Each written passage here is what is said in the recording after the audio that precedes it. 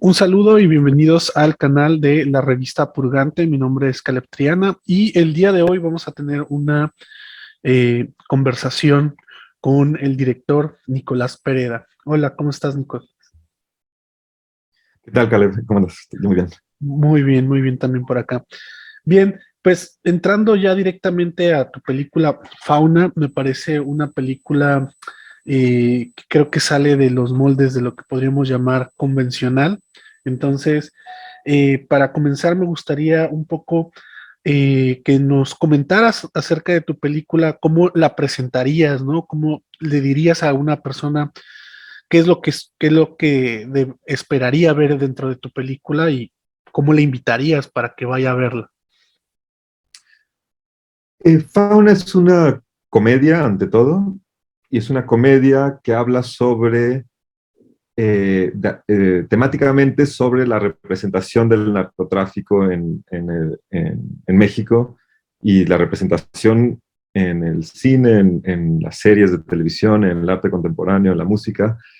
Eh, y es una película que promete, pero nunca cumple.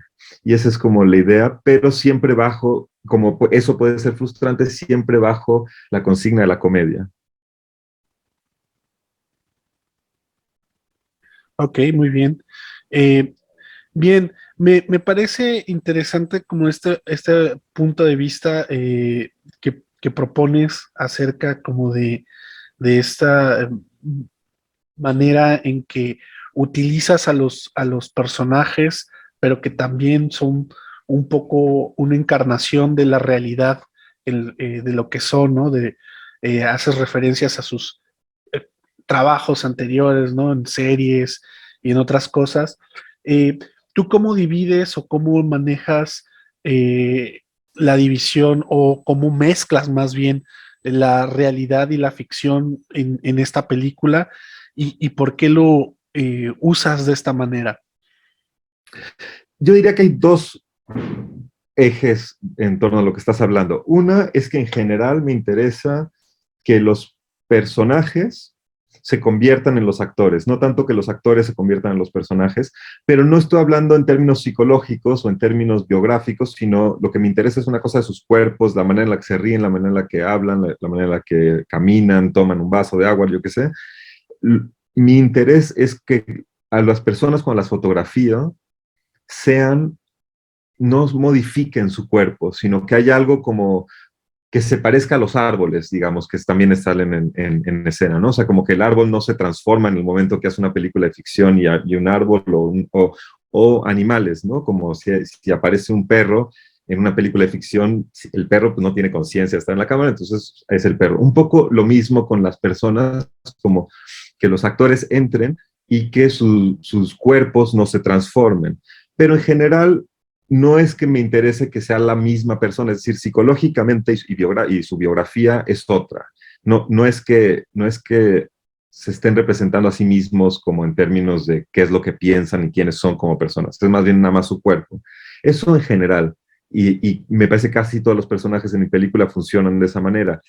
Y a veces también me interesa lo otro, que entre alguien en el que sí hay referencias directas a quienes son y sus experiencias en la vida y que haya muchas cosas de su vida fuera de la película que entren en la pantalla. Y ese es el caso, sobre todo en esta película, y quizá únicamente de todos los actores, de Francisco Barreiro, que en Fauna, su personaje es de un actor de Narcos México, que no tiene líneas en la primera temporada y que va a conocer al suegro, a sus suegros con su novia, y el suegro está bastante entusiasmado de que esté el actor de Narcos en su casa, entonces le pide que actúe y que haga como el personaje, entonces lo empieza a humillar también en ese mismo proceso, como es como una combinación de entusiasmo que tiene el suegro por el yerno, pero también como que se da cuenta ni tiene líneas en la serie, entonces como que lo humilla. Y como Paco sí actuó en Narcos, sí tenía ese personaje que él dice que tiene, que es el de Francisco Arellano Félix, sí tampoco, o sea, como en mi película, él tampoco tenía líneas en la primera temporada, hay muchas cosas de ese universo, del universo del mundo, de la realidad, que se meten en la película a través del personaje de Francisco Barreiro, ¿no? Ok. Un poco siguiendo sobre lo mismo, ¿cómo preparas este tipo tanto de las situaciones como dentro de la historia general, tanto en el momento que las concibes como una idea, las escribes, ese proceso, y después cómo las preparas junto con el actor? Eh, la, la concepción de esa escena, por ejemplo, fue independiente, fue la primera escena que tuve en la mente para hacer la película. Entonces la película no, la manera en la que yo escribo y concibo las películas y mi interés en general en el cine, cómo me interesa hacerlo, no es tanto como de pensar en una historia y un personaje y cómo ese personaje a lo largo de la historia pasa por distintos obstáculos y logra eh, su cometido o no. Ese tipo de película, que es, digamos, un poco más tradicional en términos de películas de ficción, no es algo que a mí me interese hacer y me interesa verlo. Hay películas que me encantan, que funcionan así, pero las películas que yo hago empiezan por otro lugar, no necesariamente empiezan con una historia o con un personaje, muchas veces empiezan con una situación que me entusiasma. Entonces, a mí me gustaba la idea de Paco en un bar siendo como humillado porque le estaban pidiendo que actúe, porque es actor y entonces no tiene líneas, como toda esa escena fue la génesis un poco de la película. Y después el proceso de escritura es como irme hacia atrás un poco, cómo llegaron ahí, y no tiene que ser necesariamente como una cadena causal muy clara, sino como inventarme como un universo alrededor de esa escena. ¿Por qué están Rolo y Lázaro Gavino y Paco en el mismo bar haciendo esa escena? Entonces como que iba, bueno, Paco pudo tener una novia, Rolo puede ser el papá, Lázaro es el hermano de la novia, y a partir de ahí voy construyendo distintos momentos y se va armando un universo. Y después pues voy para adelante también, pero no significa que tenga que armar el universo ya de manera lineal a partir de allí, sino que pues puedo saltarme, ir a otros lugares, porque lo que me interesaba de esa escena no solamente es como lo anecdótico, sino como las posibilidades temáticas de ese momento, ¿no? Porque estoy utilizando ese momento para hacer una crítica a la representación del narcotráfico, ¿no? Como la idea de que el narco tiene que ser la persona con este acento del norte, con zapatos, con estas botas y sombrero y pistola en la vida del pantalón, o sea, como esa idea de ese narco, eh, y creo que es muy problemática para México porque el narco en México es mucho más cosas que eso. Eso es también el narco, pero el narco también son gobernadores, militares, policías, presidentes municipales, dueños de minas y mucha otra gente que se ve diferente, que vive en otros lugares, que habla con otros acentos. Es decir, como que el narco es otra cosa mucho más compleja y al reducirlo a esos personajes, eh, le viene muy bien al Estado, ¿no? Porque es como muy cómodo decir el narco es eso que está allá. Y entonces hay una relación como entre que me interesaba mucho y que fue la génesis del proyecto también, como el pensar que para el Estado le viene muy bien tener al narco como un enemigo común entre el Estado y la sociedad civil, ¿no? Como que lo peor que puedes decir del Estado es que es un Estado incompetente que no puede con el narco, no un Estado cómplice, porque si son esos los que tienen botas y sombrero y pistolas o, no sé, esa gente que se representa en las series de televisión, entonces, sí, habrá alguien infiltrado en el gobierno, lo que sea, pero mi idea más bien es que el narco es otra cosa que lo que se representa allí. Y entonces, esa escena un poco me ayuda a jugar con las ideas de la representación, ¿no? Como de que el narco es esta persona con este tonito muy particular y con esta manera de actuar, manera de posicionarse, ¿no? En cuanto a la representación y todo esto, creo que hay dos puntos como importantes, como se divide la película. Pues la primera creo que está muy marcada por esta escena que estabas comentando, y la otra es una especie de ficción dentro de la ficción, ¿no? Que es un imaginario de uno de los personajes. este, y es interesante cómo todo en la primera parte intentas evitar todos estas cosas de cine muy dramático, ¿no? Con personajes con un arco narrativo, que tengan un conflicto como tal, ¿no? Que vayan de una cosa a otra.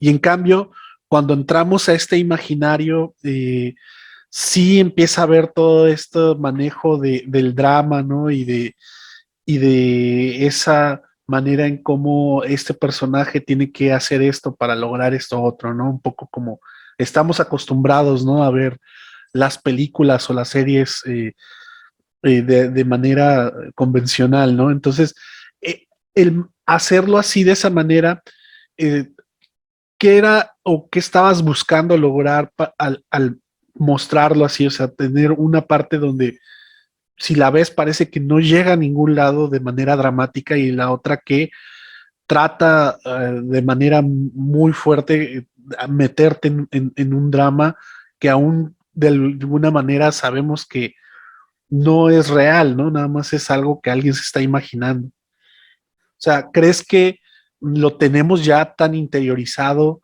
para ya imaginarnos las cosas de esa manera, o qué era lo que intentabas decir con eso? Sí, mi idea un poco era como hablar, como estaba pensando como en las expectativas de la audiencia en torno a las películas de conflictos violentos en México, en específico como en el norte de México, y quizá también, o universos que tengan que ver de alguna manera con el narcotráfico, con los desaparecidos y el tipo de historias a los que estamos acostumbrados y el tipo de narración sobre todo. Y entonces me gustaba que la segunda parte era como, ahora sí les voy a dar esa película que todos esperaban y que no se las he dado por 35 minutos. Y entonces empieza y empieza como bien, en ese sentido como que sí, ahí vamos, ahí va la historia, ¿no? O sea, hay una voz en off, hay un señor que llega a un pueblo, viene buscando a alguien, y no sabe bien quién es, como que empieza el thriller, pero lo primero que le sucede es que no tiene toallas en su cuarto y entonces como que se roba la toalla de otra habitación y eso empieza a generar todo un pequeño conflicto de enredos y de problemas de comunicación entre una mujer, una mujer que se estaba quedando en el mismo hotel de quien se roba la toalla, de la recepcionista que no tienen otras toallas para darles, en fin, como que se desvía la promesa del thriller y regresamos como a un problema absurdo de no tener toallas en un hotel. Y mi idea allí es como de, te prometí esto y casi te lo doy, pero me regreso como a este universo, como un poco como de frustrando el thriller. Y después como, pero no por completo, porque bueno, sí, es un ratótelo. Las toallas, yo creo que es un conflicto que dura como 10, 15 minutos de la película. Y después cuando regresamos, como ahora sí, otra vez este personaje está siguiendo a esta persona, de repente se le cruza otra problemática que tiene que ver con todo este mundo del thriller de una mujer que entra y que le pide que a este mismo personaje que le haga el paro porque su hermana está metida en un universo muy, muy oscuro que tiene que ver con lo del thriller, pero entonces empiezan a ensayar cómo él le va a ayudar a esta mujer para que saque a su hermana de este conflicto y en ese proceso es una escena larguísima en la que están ensayando y entonces nos remite a la primera parte. Regresamos como ese universo de actores intentando actuar, intentando representar y otra vez como que se empieza a desviar el thriller y después cuando regresamos al thriller ya no estamos entendiendo bien dónde estamos parados y qué está pasando y por qué está este personaje en la situación en la que está. Hay un momento medio violento, pero de vuelta regresamos como como que las últimas imágenes está el personaje principal al que supuestamente le ha ido muy mal, pero está sonriendo. Hay algo como de que todo esto son como pequeñas puestas en cámara para darle al espectador un poquito lo que espera y después quitárselo de nuevo, ¿no? Por eso hablaba cuando me decías de cómo describir esta película, tiene que ver con mucho sobre las expectativas del espectador frente a una película, frente a un thriller, frente a una película de violencias, frente a una película de narco. Muy bien. Bien, pues el tiempo es corto y ya estamos casi terminando. Ya para cerrar, para despedirnos de esta plática, solo quisiera que nos dijeras, pues, dónde vamos a poder ver Fauna, para todo el público que nos ve y nos escucha, dónde podrían encontrarla ya en estos momentos. Fauna se estrena el 23 de junio y va a estar en la Cineteca Nacional y en Cinemex, salas de Cinemex de todo el país, eh, y seguramente en algunas otras cinetecas y salas de arte del país, pero sobre todo esos lugares. Perfecto, pues muchas gracias por la entrevista y pues estaremos muy pendientes para ver tu película en salas de cine. Muchas gracias. Gracias por la plática, Caleb.